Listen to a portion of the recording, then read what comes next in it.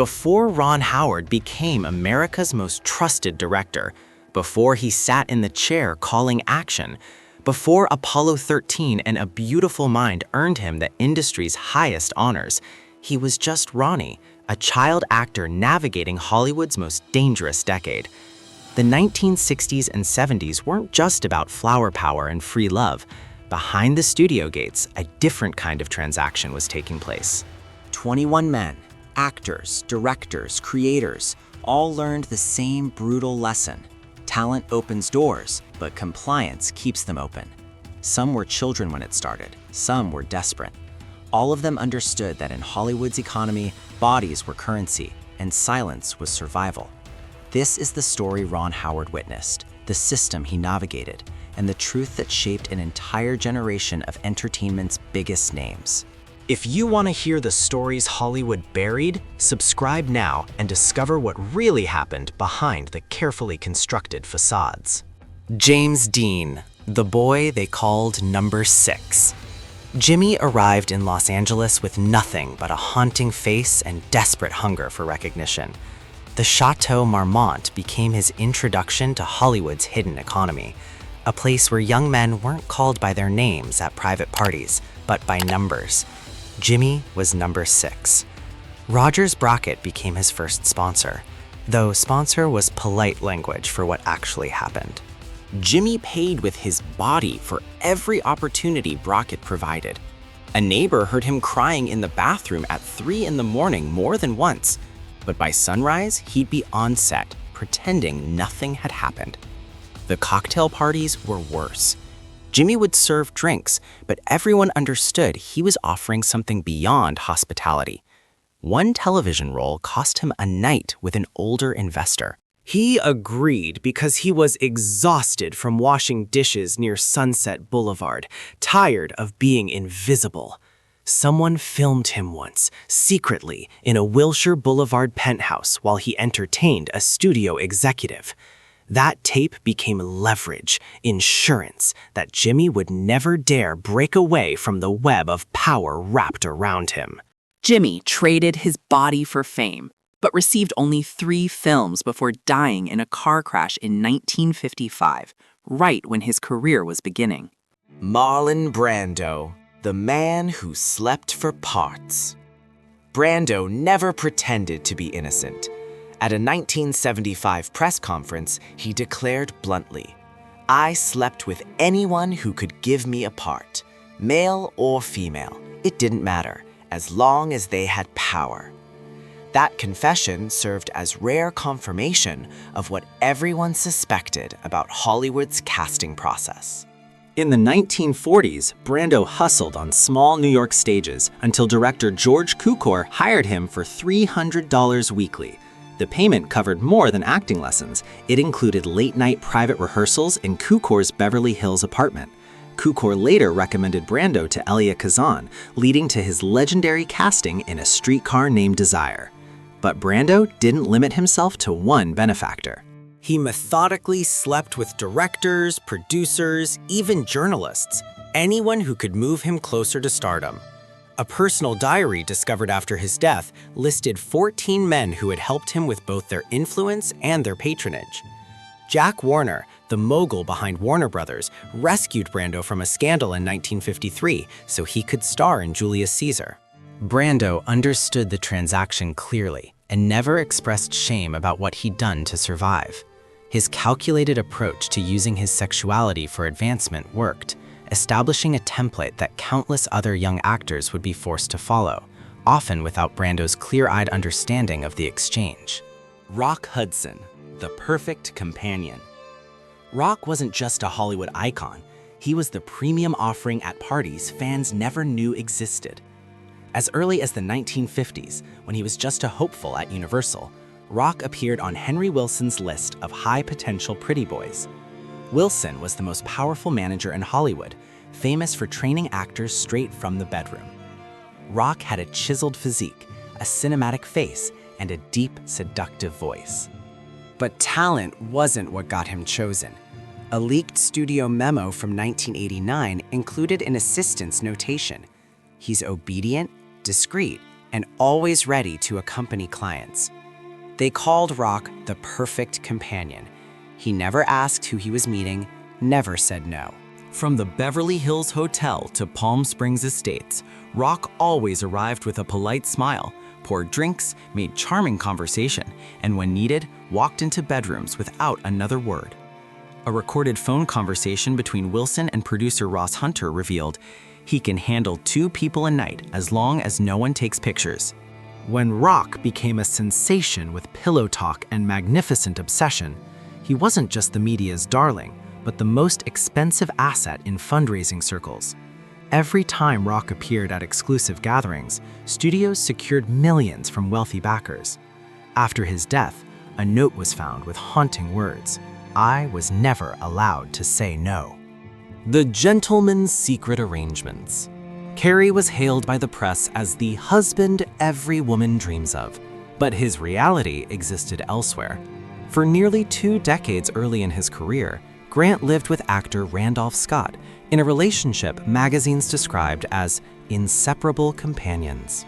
At their Malibu beach mansion, the pair hosted private parties for directors, screenwriters, and studio financiers, gatherings where, according to accounts, Cary didn't just entertain, but orchestrated behind-the-scenes exchanges.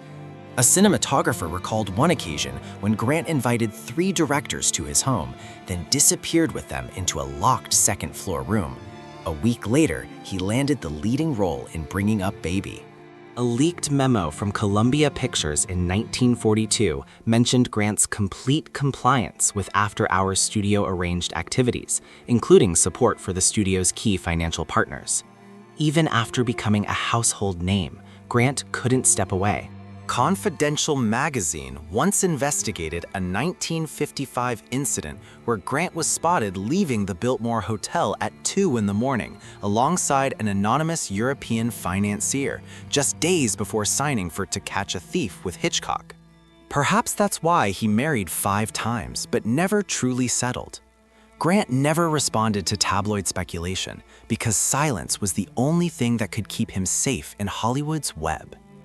Before he was king, before Clark became Rhett Butler, before anyone crowned him the king of Hollywood, he was a young man serving older patrons in Oregon.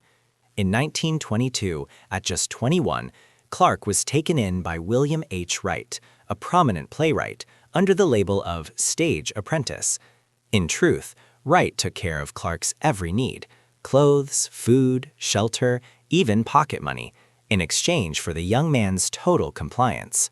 A former neighbor recalled, "Every Friday night, Mr. Wright would have guests. Clark would serve drinks with a smile and knew exactly when to slip away into the private room." After Wright's sudden death, Clark moved to Los Angeles, bringing along his former benefactor's contacts. According to internal MGM records, Clark was once bailed out by a major director from a scandal so he could still audition for The Painted Desert. That film became his gateway into Hollywood. Louis B. Mayer, the MGM mogul, once remarked, "Gable knows the price of a tux and the price you pay to wear it on the red carpet." Even at the height of fame, Clark maintained relationships with powerful figures who'd helped him rise.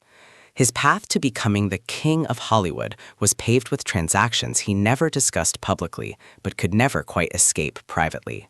Gene Kelly, Dancing Through Darkness. Before stardom, Gene was a dance instructor in Pittsburgh. In 1937, he moved to New York with 2 suitcases and a notebook filled with producers' names passed down from former students.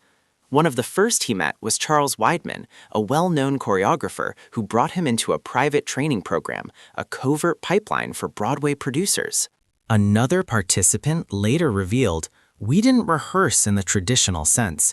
We were evaluated by our bodies, our obedience, and our flexibility, both on stage and off." Gene passed the screening and was recommended to director Stanley Donen, who became both his longtime collaborator and, according to whispers, something more for nearly a decade.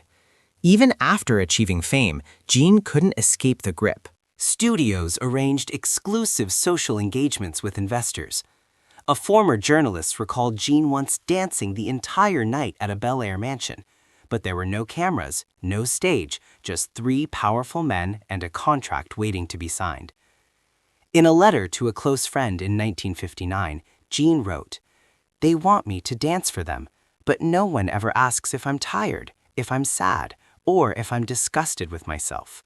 Maybe that's why Jean always preferred rooms without mirrors, hallways without footsteps, and silent walks where nobody could see what the dancing had cost him. The perfect face's price.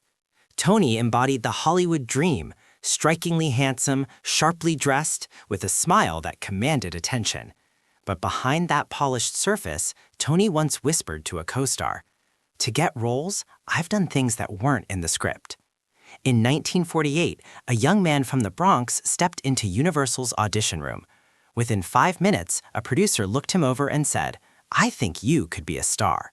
But first, tell me, are you obedient? That wasn't small talk. According to industry accounts, Tony once spent an entire week living in a casting director's private apartment in exchange for a role in Crisscross, the part that first caught the industry's attention. Tony never denied those nights. In a 1990 interview that was later cut from broadcast, he admitted, "I knew exactly how to use my face." It was the most valuable thing I had when I was young. By the time he starred in Some Like It Hot, the press hailed him as the heartthrob of the century. But in his private journal, Tony once wrote, "If people knew what I did to get this role, they'd never think I was sweet again." His beauty became both his greatest asset and his heaviest burden, the currency that bought him fame but cost him something he could never quite name or reclaim. Anthony Perkins' real horror. Anthony was once Hollywood's darling, with dreamy eyes, a tall, slender frame, and a shy, delicate voice. Before becoming Norman Bates in Psycho, Anthony navigated New York through prearranged meetings at the Commodore Hotel. One of his regular connections was Roy Cohn, the era's most powerful attorney, who introduced Anthony to media figures looking for cultured, obedient companions. An industry insider told a magazine, Perkins was rare. He made people feel special. In return, they gave him roles. Alfred Hitchcock himself allegedly secured Anthony with a contract rumored to include clauses requiring availability throughout Psycho's production. In unpublished letters to a former partner revealed in 2007, Anthony wrote, "I'm not afraid to die for a role. I'm afraid people will find out how I had to die slowly to earn it." After Psycho, Anthony was typecast not just on screen, but in life. In 1972, he told a therapist, "I'm no longer me. I'm a transaction, a gift that was traded."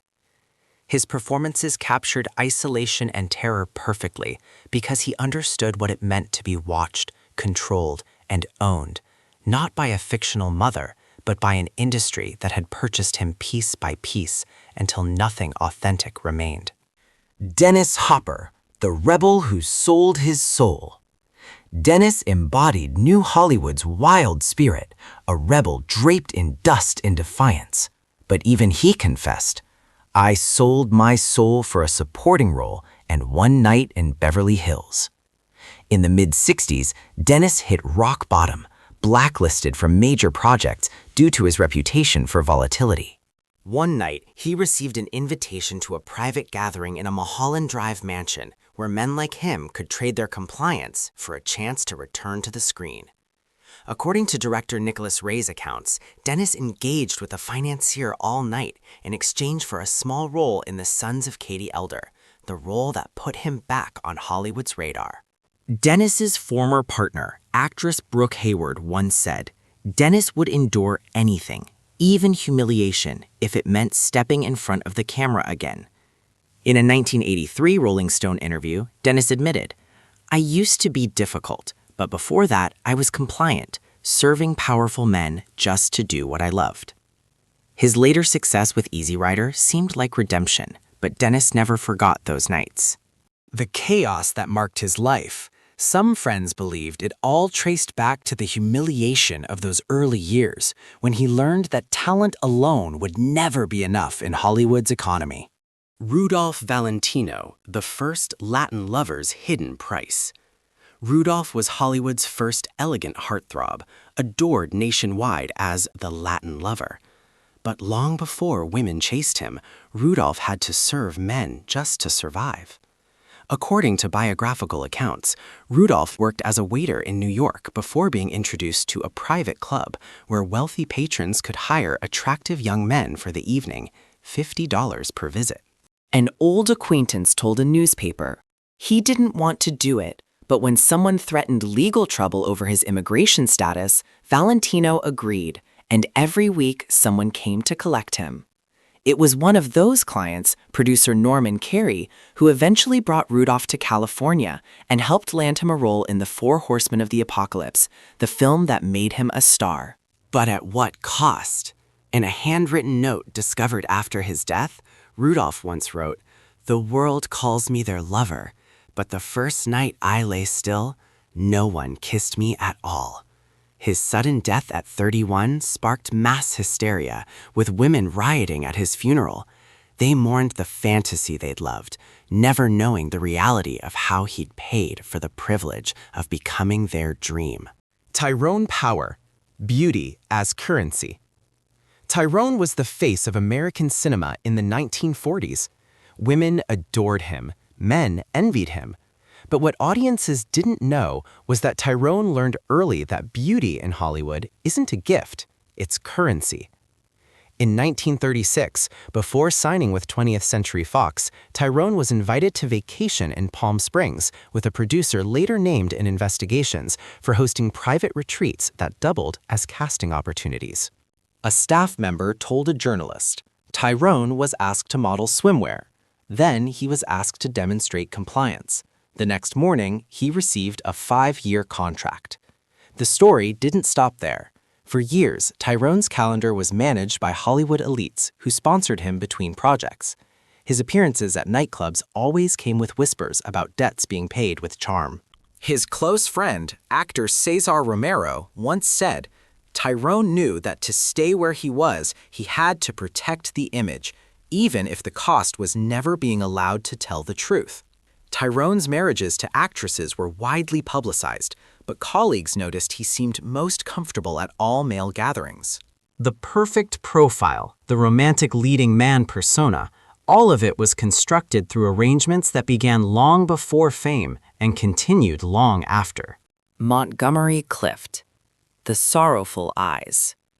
Montgomery never smiled for long in front of the camera. His gaze always carried quiet sadness, as if it didn't belong to this world. And that made sense, because Hollywood was a place where he once traded intimacy just to land a supporting role. According to diary entries left by Elizabeth Taylor, Montgomery once confided, "A connection introduced me to a director to trade intimacy for a part." When Taylor asked if he regretted it, Montgomery simply said no. But every time I remember it, I feel like a part of me died. In 1945, before anyone knew his name, Montgomery agreed to a private audition at a Bel Air mansion where director Joshua Logan was seeking a fresh face.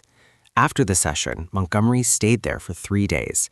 A housekeeper recalled, he seemed distressed, but when he left, he had a contract in his hand.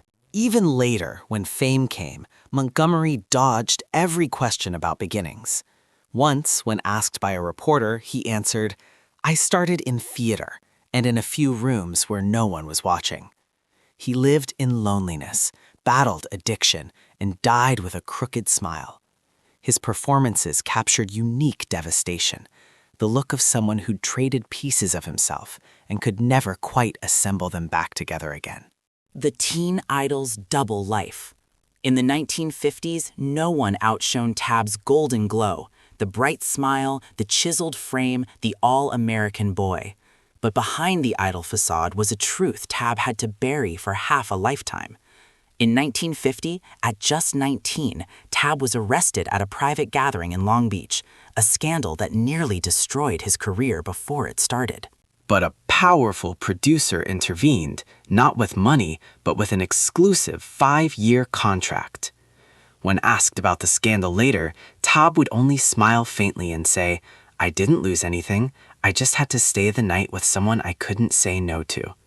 Throughout his golden years, Taub was forced into manufactured romances with young actresses, Natalie Wood, Debbie Reynolds, all to cover his real relationships. Later in his memoir, Taub wrote, "I wasn't chosen for my acting. I was chosen because I was willing to be quiet and beautiful in the way Hollywood needed." The studio manufactured his entire public persona, pairing him with starlets while controlling every aspect of his private life. The constant performance eventually wore him down. Taub's later decision to come out publicly represented a kind of freedom he'd never known during his peak years, when the closet was the mandatory price of fame. Dr. Kildare's Hidden Truth. As Dr. Kildare in NBC's 1961 hit series, Richard was the dreamboat of millions. But behind the scenes, he lived in fear. Fear of exposure, fear of losing everything if just one photograph leaked. A former assistant recalled, he never left the studio with his partner. All meetings happened at his private apartment. The windows always shut, the curtains always drawn, the phone always unplugged. Richard faced pressure during late-night evaluations in Beverly Hills, where industry figures assessed candidates not on performance but on physical compliance. Once he was required to privately engage with a network executive before a new role was approved.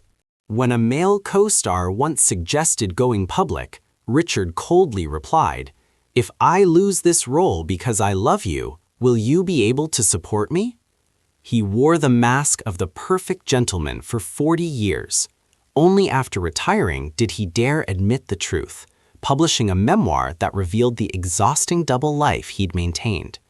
Richard's story illustrated how television's family-friendly image required even stricter control than film. Weekly exposure to millions meant any scandal could destroy not just a career, but an entire show's profitability.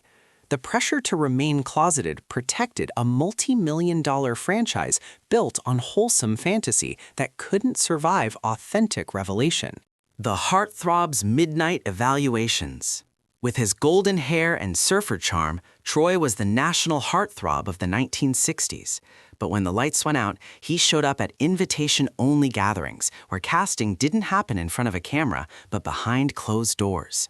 At one such event in 1958 at a Mulholland Drive estate, Troy was summoned into a room where director Jack Warner and wealthy backers waited. A server present recalled, he emerged 30 minutes later, face pale. He hadn't been asked to perform, just to let them evaluate what he looked like without clothes. After that night, he was offered a 7-year contract with Warner Brothers. From then on, every appearance Troy made came with conditions. In a leaked journal, he wrote, "Every time I appeared on screen, I had to erase a part of myself." After a few years, there was nothing left but the image they created. Troy spiraled into addiction, lost everything, and died in solitude in 2001.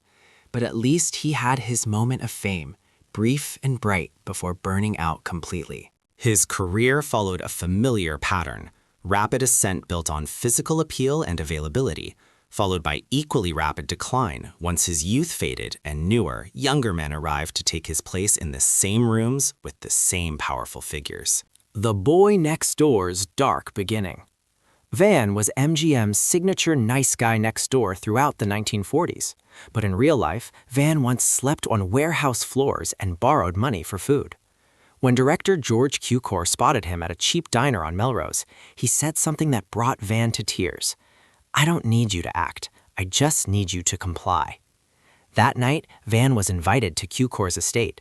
They auditioned in the bedroom. The next morning, Van walked away with a real screen test and enough rent money for 3 months. Later, during a drinking session, Van confided to a friend, "I'm not proud of it, but I didn't want to go back to sleeping on park benches. Here, people don't ask who you are. They just ask, will you comply?" The Boy Next Door became a star, but the wholesome image was entirely manufactured. Everything about Van's public persona, his friendly smile, his approachable manner, was designed to hide how he'd entered the industry.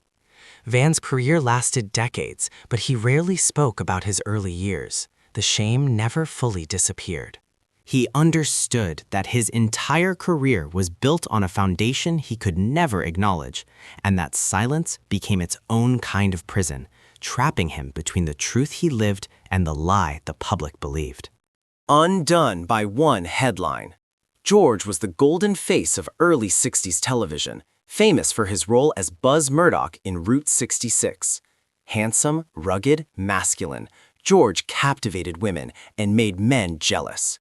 But one November night in 1967, it all came crashing down with a single headline in the Los Angeles Times: TV actor arrested in public restroom for indecent conduct. The story was brief, but court records revealed George had been caught in an intimate exchange with an undercover officer in the restroom of the Westwood Hotel. The scandal didn't just raise questions, it made studios abandon him overnight. A former director who worked with George once said, "Everyone knew from the start he wasn't cast for his acting. He was beautiful and he was obedient." After the scandal, George vanished from the screen. He lived reclusively, avoided interviews, and never spoke of that night again. His story illustrated the precarious nature of closeted fame. While some men managed to maintain their secrets for decades, others saw their carefully constructed facades demolished in a single moment.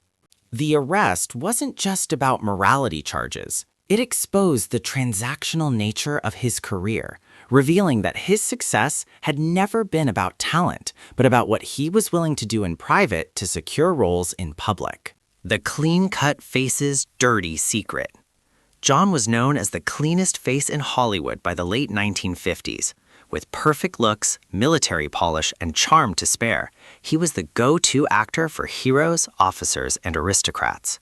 But what audiences didn't see was the list of strangers John met outside studio hours. A former Universal Studios driver revealed in a memoir, Gavin was often driven to a Santa Monica apartment at midnight where men in formal wear waited. No names, no questions. An hour later, he came out expressionless and simply said, "Take me home, I need a shower." In return for these meetings, John secured roles before scripts were even finished. No auditions, no questions asked. A Universal executive once admitted, he was the perfect mask for what we were hiding behind the scenes. John's career illustrated how Hollywood's system functioned smoothly when everyone played their assigned roles. The clean-cut leading man attended midnight meetings, performed required services, and returned to set the next morning to play heroes and gentlemen. The irony was never acknowledged that the most wholesome-looking men often had the darkest secrets, precisely because their appearance made them valuable for covering up the industry's systematic exploitation. John survived relatively intact, his secrets never becoming public scandals, but survival came at the cost of living with what he knew about himself. The Golden Boy's private arrangements. William Holden was the golden boy of 1950 cinema, handsome, charming, seemingly untouchable. Films like Sunset Boulevard and Stalag 17 made him one of Hollywood's highest-paid stars. But before the Oscars and the acclaim, William learned that Hollywood demanded more than talent. In the late 1940s, before Sunset Boulevard changed everything, William struggled to break through. According to industry accounts, he was invited to weekend retreats at director George C. Cukor's estate, gatherings that were known throughout Hollywood as more than social events. A former assistant recalled, "These weren't parties, they were evaluations. Young actors were invited, assessed, and if they passed certain tests, they'd receive calls from studios within days." William attended multiple times. Each visit was followed by significant career advancement, a better role, a longer contract, an introduction to a more powerful producer. His drinking, which eventually consumed him, started during this period. A close friend once said, "Bill drank to forget what he had to do to become William Holden." Even at the height of fame, William couldn't escape. His relationships with powerful industry figures continued throughout his career, maintaining connections that had begun when he was desperate and hungry. The Golden Boy's shine was built on arrangements he never discussed but never quite escaped, and the alcohol that eventually killed him was perhaps the only way he knew to dull the memory of what fame had actually cost. Montgomery Clift, the man Elizabeth Taylor couldn't save. Montgomery's friendship with Elizabeth Taylor became legendary, two beautiful souls who understood each other's pain. But what Elizabeth couldn't save Montgomery from was the weight of memories that predated their friendship. Before his disfiguring car accident in 1956, Montgomery was Hollywood's most sensitive leading man. His performances in Red River and A Place in the Sun showcased vulnerability that seemed almost too real. That's because it was. A former makeup artist revealed, Monty would arrive on set with this haunted look, not the character's pain, his own. He'd sit in the chair and sometimes just stare at nothing, like he was somewhere else entirely. That somewhere else was the past, the auditions that weren't auditions, the private meetings that secured roles, the compromises that built a career but destroyed something essential inside him. The car accident that scarred his face became a strange kind of liberation. His beauty had been both his greatest asset and his curse, the feature that made him valuable in Hollywood's hidden market. After the accident, that currency lost its value, and Montgomery seemed almost relieved. Elizabeth Taylor fought to get him roles, stood by him through addiction and decline, but she couldn't fight the ghosts he carried. Montgomery's slow deterioration wasn't just about pills and alcohol. It was about a man who'd traded pieces of his soul for roles and spent the rest of his life trying unsuccessfully to feel whole again. Ron Howard witnessed this system from the inside as a child, watched it operate as a young adult, and spent his directing career trying to dismantle it.